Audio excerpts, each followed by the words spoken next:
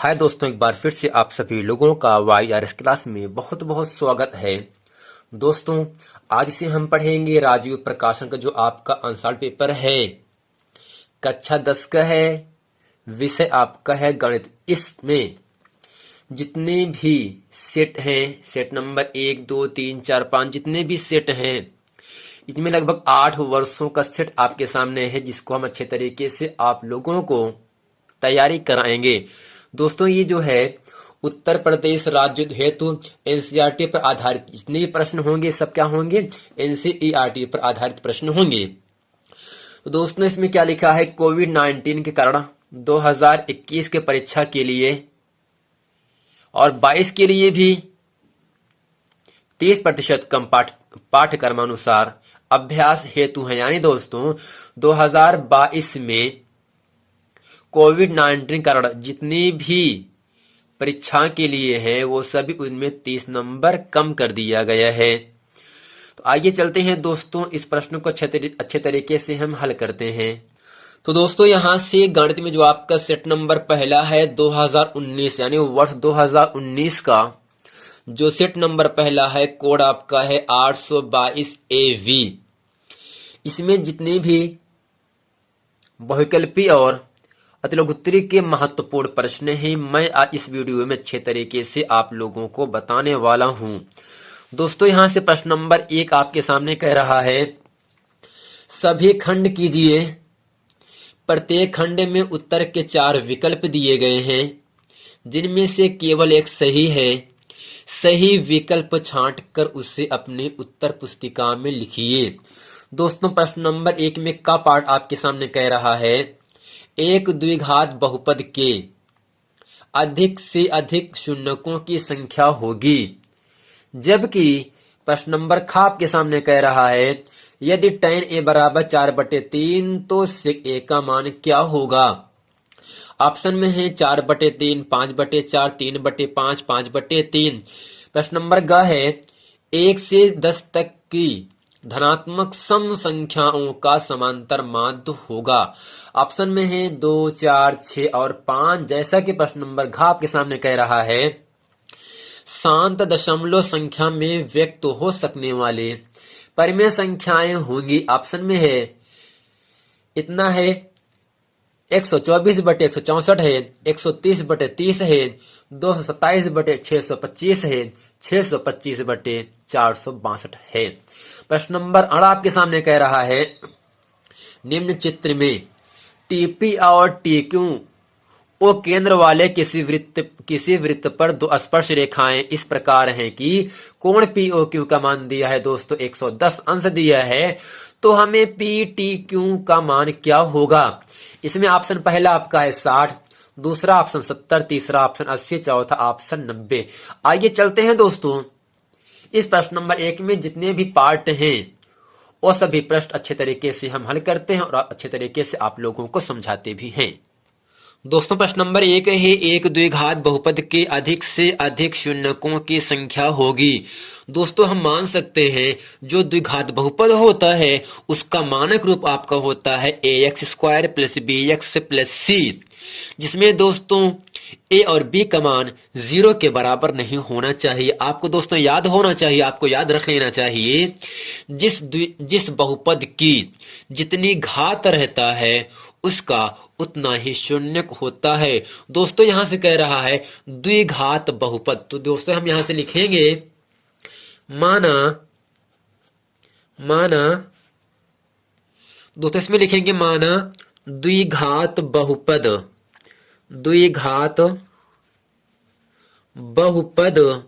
दोस्तों, आपको याद रखना चाहिए द्विघात बहुपद का जो मानक रूप आपका होता है वह ax² + bx + c होता है। अब दोस्तों, इसमें जो चर राशि x है इसकी घात कितना है, 2 है ना। यानी जिस बहुपद में चर की अधिकतम घात जितना होता है वही उसके शून्यकों की संख्या कहलाती है। दोस्तों, घात 2 है तो शून्य कितने होंगे दोस्तों, इसको ऑप्शन नंबर आपका दूसरा से होगा 0.2। दोस्तों, यहां से लिखेंगे 0.2, जो कि ऑप्शन नंबर आपका दूसरा सही है। यानी जिस बहुपद में चर x की अधिकतम घात होगा वही उसके शून्यकों की संख्या कहलाएगी। अब दोस्तों प्रश्न नंबर ख आपके सामने कह रहा है यदि tan a बराबर 4/3 तो sec a का मान क्या होगा। दोस्तों यहां से आपको दिया क्या है, tan a बराबर 4/3। दोस्तों एक सूत्र होता है लाल बटे कक्का। यल अपान के का मतलब होता है जब यहां से दोस्तों साइन का फार्मूला होगा लंब बटे कड़, कॉस को होगा आधार बटे कड़, टेन का होता है लंब बटे आधार। पहले यस फॉर साइन होगा, दूसरा होगा सी फॉर कॉस, तीसरा होगा आपका टी फॉर टेन होता है। दोस्तों यहां से जो टेन ए लिखा है, टेन ए का सूत्र होता है लंब बटे आधार। तो लंब बटे आधार, तो एक छोटा सा हम क्या बनाएंगे दोस्तों, समकोण त्रिभुज बनाएंगे इसमें, जिसमें कोण क्या आपका है, ए जो है समकोण हो गया, बी यहां मानेंगे, सी आपका यहां मानेंगे। अब दोस्तों इसमें करते क्या है, दोस्तों इसमें लंब दिया है 4, आधार दिया निचला हिस्सा 3, हमें कर्ण निकालना है। जब किसी समकोण त्रिभुज में दोस्तों दो भुजा का मान दिया होता है तब तीसरी भुजा हम ज्ञात करते हैं पाइथागोरस के सूत्र से। तो यहां से लिखेंगे पाइथागोरस प्रमेय से। दोस्तों प्रमेय होता है कर्ण का वर्ग बराबर, कर्ण दोस्तों क्या है, BC है, लंब क्या है, AC है, जबकि आधार आपका AB है। दोस्तों कर्ण का वर्ग बराबर होता है, कर्ण क्या है BC, यानी कर्ण का वर्ग बराबर लंब का वर्ग, लंब है दोस्तों AC, तो लंब का वर्ग प्लस आधार क्या है दोस्तों AB का वर्ग।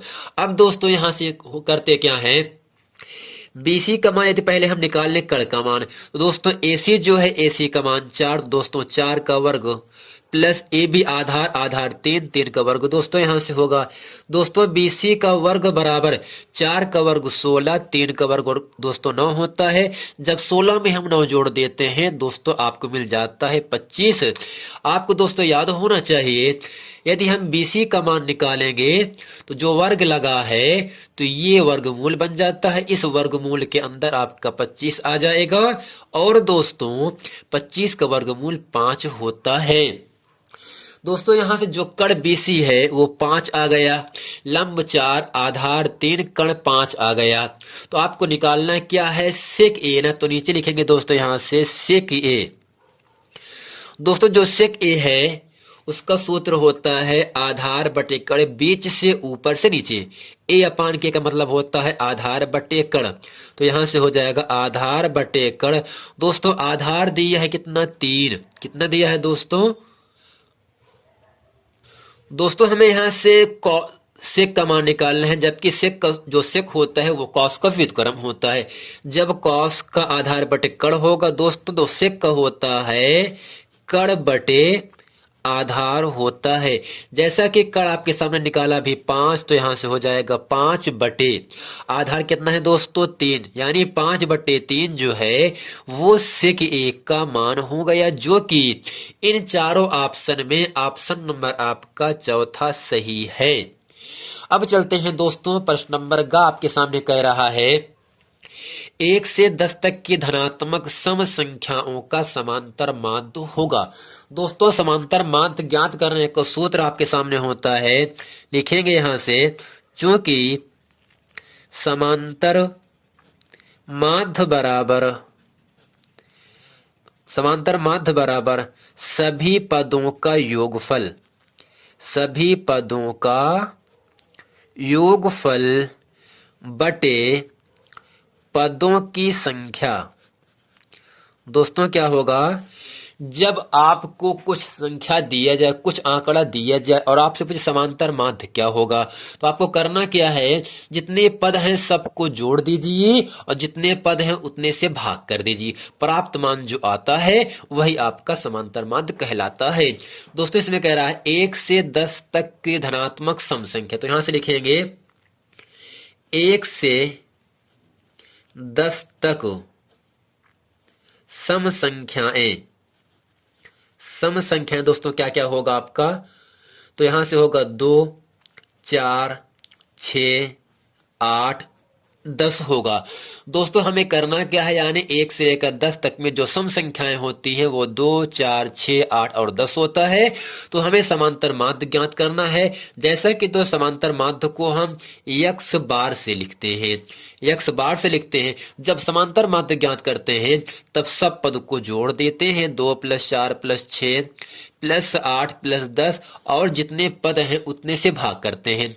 तो एक पद 2, 3, 4, 5, दोस्तों 5 से भाग करें, यानी सभी पदों को जोड़ करके जितने पद हैं उतने से भाग कर देते हैं। जो मान आएगा वही आपका उत्तर हो जाएगा।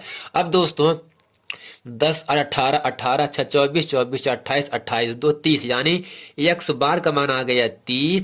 30 में दोस्तों 5 से भाग करेंगे तो यक्स बार का मान आ जाएगा आपका 6। अब दोस्तों जो 6 आया है वही 1 से लेकर 10 तक सम संख्याओं का समांतर माध्य हो जाता है, जो कि इन चारों ऑप्शन में ऑप्शन नंबर आपका तीसरा सही है। अब दोस्तों प्रश्न नंघ आपके सामने कह रहा है, शांत दशमलव संख्याओं में व्यक्त हो सकने वाली परिमेय संख्या ज्ञात कीजिए। आपको मैंने दोस्तों पढ़ाया था, जिन परिमेय संख्याओं में हर का भाज्य गुणनखंड, हर का नीचे की संख्या हर का अभाज्य गुणनखंड 2 की घात n 5 घात m के रूप का है, दोस्तों वही आपका शांत परिमेय संख्या के अंतर्गत आता है। तो पहला दोस्तों यहां से है 124/164। जब हम 164 गुणनखंड करते हैं तो 2 से और 3 से कटेगा, तो 2 और 3 का हमें नहीं लेना है, केवल 2 से कटे और 5 से कटे हर वाला मान, तभी आपका शांत दशमलव संख्या के अंतर्गत आता है। दोस्तों इन चारों ऑप्शन में ऑप्शन नंबर आपका तीसरा सही है, 227/625। इसको हल करेंगे अच्छे तरीके से। 227 बटे जो दोस्तों 625 है, 625 को हम जब यहां से काटते हैं 625, तो दोस्तों 5 से कटेगा, 5 का नम 5, 5 दूनी 10, 5 25 और 5 दोस्तों फिर 5 से काटेंगे, 5 दूनी 10, 5 25 और दोस्तों 5 25, 5 का नम 5, यानी यहां से जो आपका 625 है वो 5 से कट रहा है कितने बार, 4 बार पे, तो होगा 5 × 5 × 5 × 5।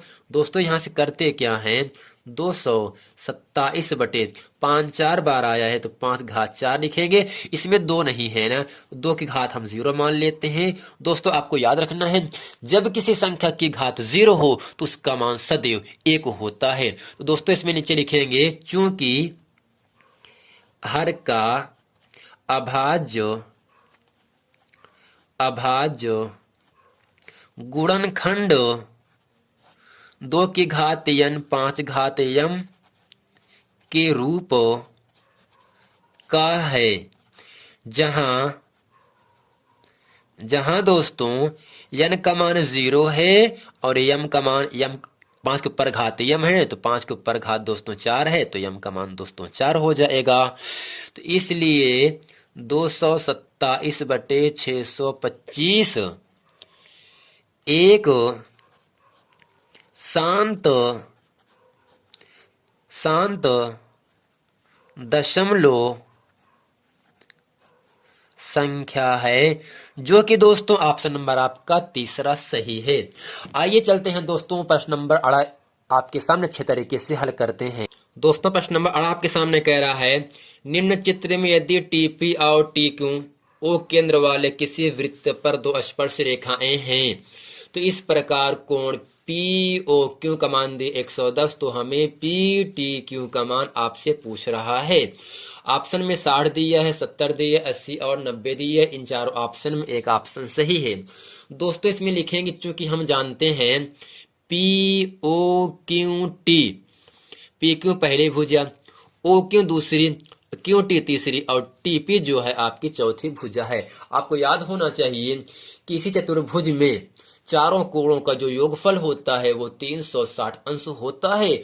अब दोस्तों इस पूरी आकृति में PT और TQ, TP और TQ जो है वो 2 स्पर्श रेखाएं हैं। आपको याद होना चाहिए TP स्पर्श रेखा और वृत्त केंद्र O से मिलाने वाले जो रेखा होगा, परिधि पर जो कोण बनाता है वो आपका 90 अंश बनाता है। सेम इसी प्रकार TQ भी आपकी क्या होगी, एक आपकी स्पर्श रेखा होगी ओ को बढ़ाएगा परिध क्यों पर, तो यहाँ पर जो कोण बनता है वो आपका दोस्तों 90 डिग्री होता है। क्योंकि दोस्तों चतुर्भुज के सभी कोणों का योगफल 360 अंश होता है। चूंकि हम जानते हैं चतुर्भुज के चारों कोणों का योगफल 360 अंश होता है। इसलिए दोस्तों कोण PTQ प्लस कोण PTQ आप शुरू करें TQO प्लस कोण QOP PTQ TQO और QOP प्लस कोण OPT बराबर दिया है कितना दोस्तों 360। अब दोस्तों बीच में क्या है T है, तो T कोण हमें ज्ञात करना है इसे, तो यहां से लिखेंगे PTQ प्लस कोण TQ और बीच में Q है, जबकि Q पर कोण बन रहा है दोस्तों 90। ऐसे ही दोस्तों बीच में O है, O पर कितना कोण बन रहा है 110 अंश। 110 प्लस बीच में P पर कोण कितना बना आपका 90 बराबर है 360। इसलिए दोस्तों कोण PTQ प्लस 90 90 180, जब 180 में 110 जोड़ देते हैं दोस्तों आपको मिल जाता है 290 मिल जाएगा बराबर दोस्तों 360। हमें PTQ का मान ज्ञात करने के लिए PTQ बराबर 360 प्लस 200 जो 90 है इसे कर देंगे पक्षांतर, प्लस का पक्षांतर दोस्तों माइनस होता है 290। तो इसलिए कोण PTQ बराबर जब 360 में हम 290 घटाते हैं तो आपको मिल जाता है 70।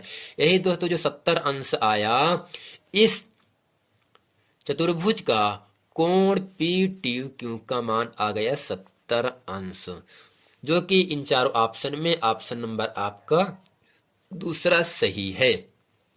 दोस्तों उम्मीद करते हैं प्रश्न नंबर बड़ा अच्छे तरीके से आप समझ गए होंगे।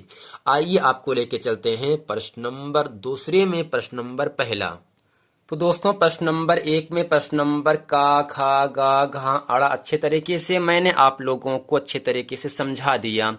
अब चलते हैं प्रश्न नंबर दूसरा अच्छे तरीके से हम पढ़ते हैं।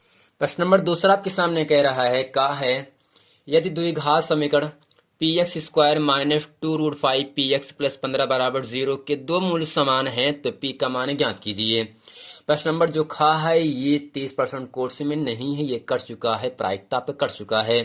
प्रश्न नंबर ग है एक मीनार की ऊंचाई 20 मीटर है, जमीन पर बनने वाली इनकी छाया की लंबाई 20√3 मीटर है तो सूर्य का उन्नयन कोण ज्ञात कीजिए। प्रश्न नंबर घ है आंकड़ों 10, 13, 17, 19, 12, 15, 19, 20 और 19, 17 का बहुलक ज्ञात कीजिए। दोस्तों जो बहुलक होता है दिए गए आंकड़ों में जो पद सबसे ज्यादा होगा वही उसका बहुलक कहलाता है। चलते हैं दोस्तों प्रश्न नंबर 2 का जो का पार्ट इसे अच्छे तरीके से हम हल करते हैं। तो दोस्तों यहां से लिखेंगे दिया है द्विघात समीकरण। दिया क्या है दोस्तों px square minus 2√5 px plus 15 बराबर 0। दोस्तों इसकी तुलना करते हैं, नीचे लिखेंगे आगे की तुलना ax square plus bx plus c बराबर 0 से करने पर दोस्तों द्विघात समीकरण जो मानक रूप आपका होता है वह होता है ax square plus bx plus c बराबर 0 से तुलना करते हैं। तुलना करने में दोस्तों a b c का मान ज्ञात करते हैं। दोस्तों a का मान क्या होगा जो x स्क्वायर का गुणांक होगा p है, b होता है x का गुणांक माइनस 2√5 है, जबकि c का मान दोस्तों अचर पद का मतलब 15 हो गया। क्योंकि दोस्तों इसमें कह रहा है आपसे दो मूल समान हैं, क्योंकि जिस बहुपद में जिस चर की जितनी घात रहता है, दो घात का है, तो इसका दो शून्यक होगा, जिसे अल्फा बीटा कहते हैं। दोस्तों दोनों मूल क्या है, समान है। तो दोस्तों इसमें लिखेंगे चूंकि मूल समान है, मूल समान है। जब दोस्तों मूल समान होता है तब विविक्त कर, जिसे दोस्तों हम लिखते हैं डी से, वियुक्त कर डी का मान क्या होगा दोस्तों, 0 होता है। और डी का दोस्तों सूत्र होता है b² - 4ac बराबर 0। अब दोस्तों इसमें करते क्या है, b, a और c का मान रखते हैं। दोस्तों b का मान कितना है, -2√5 p रहेगा दोस्तों, p पूरे का होल स्क्वायर -4 गुणे a का मान दोस्तों p है और c का मान दोस्तों 15 है, बराबर 0 हो गया। दोस्तों माइनस का वर्ग प्लस होता है, 2 का वर्ग 4, लेकिन इस वर्ग से वर्गमूल कट गया, 2 का वर्ग 4, 4 5 6 20, 20 p का वर्ग होगा p² माइनस 15 चौका दोस्तों 60 हो जाएगा, p बराबर 0। अब दोस्तों यहां से करते क्या है, 20p² बराबर जो -60p है पक्षांतर हो जाएगा, 60p आ गया। दोस्तों इस घात 1 से p कट गया तो बचा यहां से 20p बराबर 60। दोस्तों यहां से 20 के पहाड़े में 60 3 बार पे आता है, तो यहां से जो p का मान आ गया वो आपका आया 3। यही दोस्तों p का मान आ गया। दोस्तों उम्मीद करते हैं प्रश्न नंबर दूसरे का जो का प्रश्न है इसे अच्छे तरीके से आप समझ गए होंगे। यही p बराबर 3 आपको उत्तर हो गया। प्रश्न नंबर ग आपके सामने कह रहा है, ख जो है जो प्रायिकता खा है उसमें आपको नहीं पढ़ना है प्रायिकता।